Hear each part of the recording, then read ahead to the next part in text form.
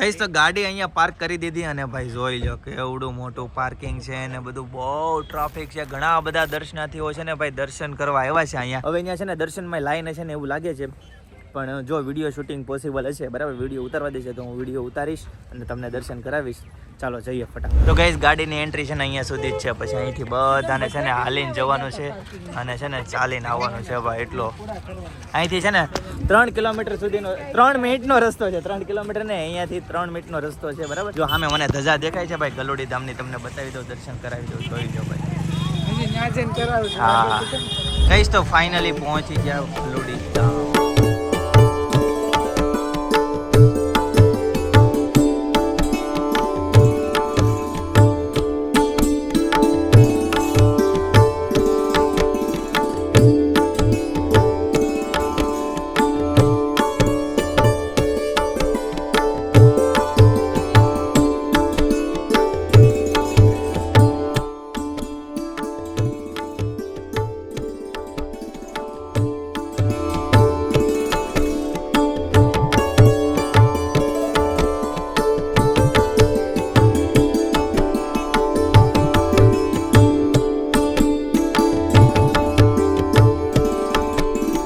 તો આ હનુમાનજીના મંદિરની એક્ઝેક્ટ બાજુમાં છે ને ભાઈ નર્મદેશ્વર મહાદેવજીનું મંદિર છે ભાઈ. ચાલો હવે ત્યાં દર્શન કરી આવે. મસ્ત મજાનું વાતાવરણ છે ભાઈ, નાળિયેરી ને ભાઈ સંધ્યાનો ટાઈમ છે અત્યારે એક્ઝેક્ટ બરાબર.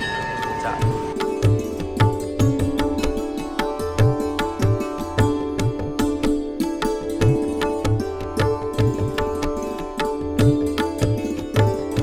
તો થોડુંક ટ્રાફિક હતું પણ લાઈનમાં ઉભા રહ્યા, મસ્ત દર્શન થઈ ગયા ભાઈ બરાબર.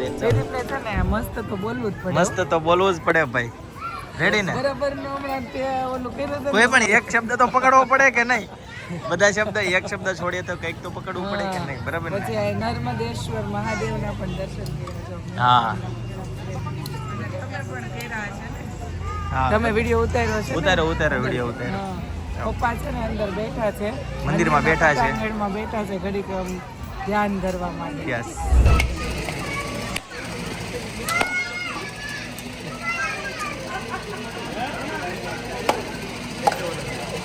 ગાઈસ તો ફાઇનલી શ્રીફળ વધારે આવી ગયું છે બરાબર.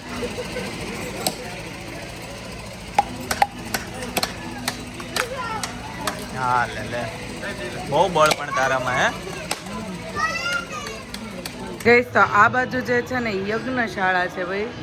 અહીંયા છે ને જ્યારે વાર તહેવાર કે પ્રસંગ કે કંઈક એવું હોય ત્યારે છે ને અહીંયા યજ્ઞ કરે અને મસ્ત જો જે દેશમાં જે ગાર હોય ને એવી ગાર નીચે કરેલી છે, લીપણવાળી મસ્ત ડિઝાઇન કરી છે. અને આ બાજુ કંઈક બાપુનું કે એનું બેઠક છે.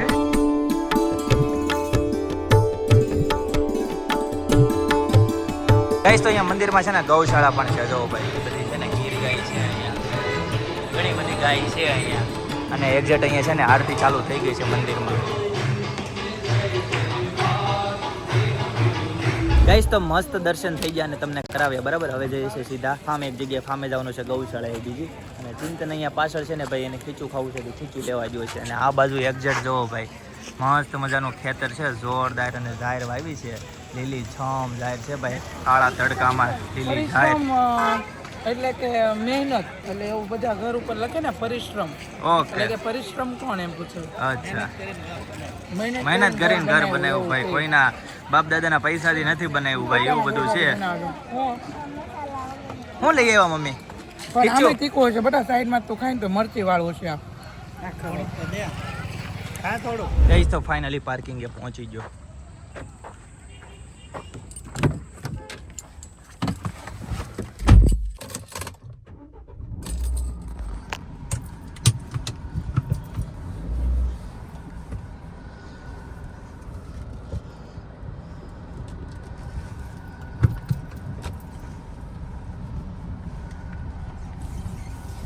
તો ગલોડી ગામમાંથી હવે એક્ઝિટ થઈએ છીએ. ગાઈસ તો અત્યારે છે ને ગુંદાનું શાક ખાવા જવાનું છે બરાબર.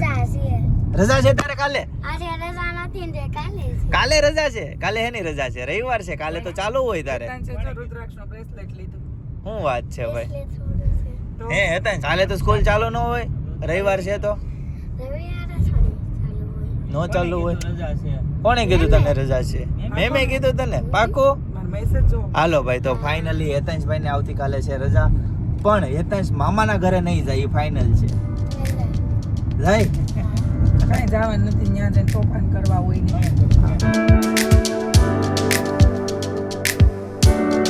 ગઈશ તો ફાર્મ છે ને હવે હાવ નજીક છે, અને જો ગાડા ખેડો આવી ગયો છે ભાઈ, ફૂલ ગાડા ખેડો છે. કેવું આમ હાલીને જાવ કેમ જાવ અંધારે? એકદમ દેશી રસ્તો છે અને દેશી ખાણું ખાવાનું છે ભાઈ. ગુંદાનું શાક ને બાજરીના રોટલા. ફાઇનલી ફાર્મ આવી ગયું છે, ચાલો જઈએ.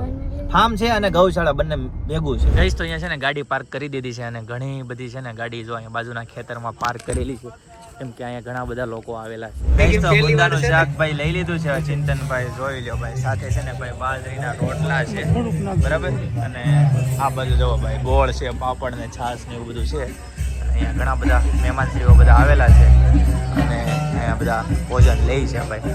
સામે છે ને ઓલી બાજુ સત્સંગ ચાલુ છે, અને અહીંયા આ બાજુ છે ને બનાવે છે. ગઈશ તો ગુંદાના શાકની પાર્ટી ચાલુ થઈ ગઈ છે ભાઈ. બોલો ભાઈ.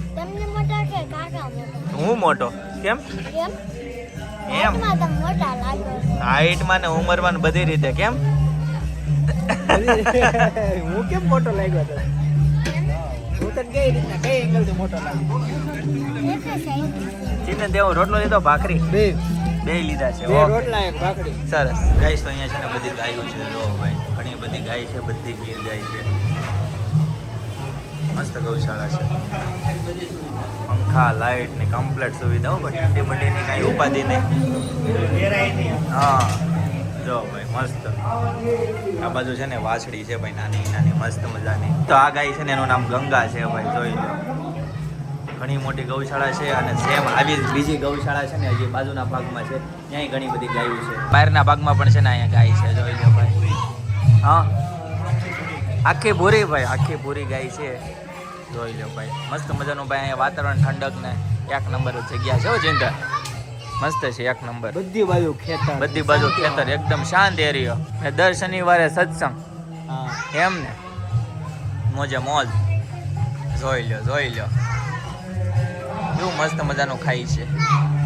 ગાઈસ તો આ ગાયને જો બધા છોકરાઓ છે ને ખેંચે જ ને, તારે પકડી ન રાખવાનું, તારે મૂકી દેવાનું હોય. મૂકી જો બેટા, અહીં નીચે મૂકી જો. જો આ છે ને નજીક કર બેટા, આ નજીક કર અહીંયા. હા એ નજીક કર.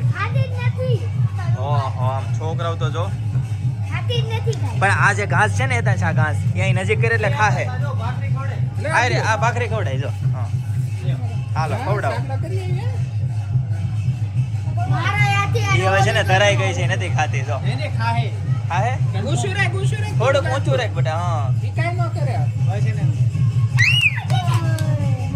આ શીબત નથી પાર કાઢતી.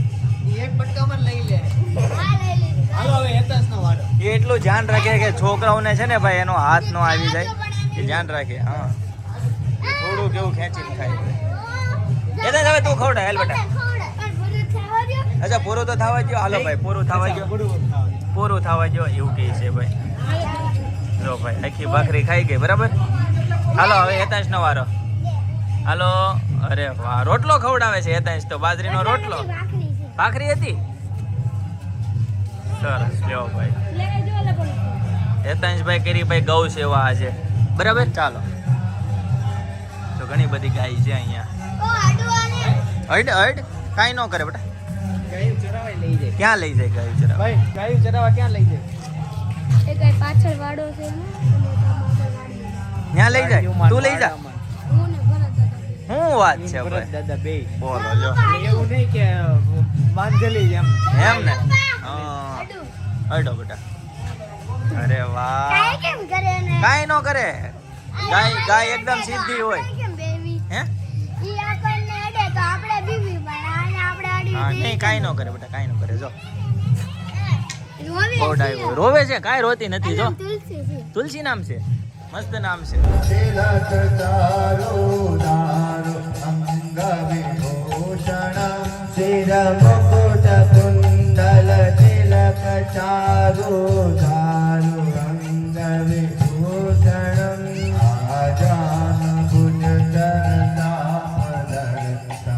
ગાઈસ તો આ બધી ગાયોને જો છોડી અત્યારે આને છે ને ભાઈ પાણી પાવાનું છે. બધી છે ને પણ બધી ગીર ગાય છે. જોઈ લો ભાઈ. હે ભાઈ આ કેમ ગાય છોડી બધી પાણી પાવા પાણી પાવાનું છે ક્યાં છે પાણી શું કે છે કર્યું કાલથી આવશે પૂછી લઉં ગાઈસ તો વાગી ગયા છે 10 ફાઇનલી ઘરે આવી ગયા ભાઈ ગૌશાળા જતા મજા આવી ગઈ ભાઈ ત્યાં છે ને મસ્ત આખી એક ઇવેન્ટ હતી બરાબર સ્વામી આવ્યા હતા અને મસ્ત પ્રવચન કરતા હતા અને અહીંયા જો દાદાએ પ્રભુજી કે અચ્છા હા એ મને ખબર નથી ભાઈ પ્રભુજી આવ્યા હતા બરાબર એ લોકોનો કંઈક કાર્યક્રમ હતો પણ આપણે તો એઝ અ ગેસ્ટ તરીકે ગયા હતા મસ્ત પીનલે ચાંદલો કર્યો છે ચિંતને ચાંદલો કર્યો છે અને આ બધું દાદાએ અને એના છોકરાએ ક્રિકેટ રમવાનું ચાલુ કરી દીધું છે બરાબર હા એના વ્યાજે ભાઈ વ્યાજ બહુ વાલું હોય એવું કે ભાઈ મુદ્દલ ન વાળ હા હવે મુદ્દલ ન વાળલી હોય જો આમ જો આવું થાય એટલે તું તો ક્રિકેટર બનવાનો હોય એવું લાગે છે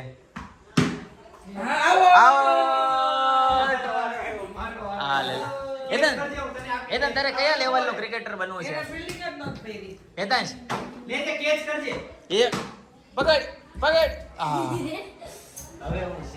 હાલો ભાઈ ફરીથી તમારે ક્યાં ડાયરમ જવાનું હતું ને એ આવા હાલો દાદાનો વારો હાલો પપ્પાનો હાલો પપ્પાનો વારો પપ્પાનો વારો. આવું ઉતારશે મમ્મી બરાબર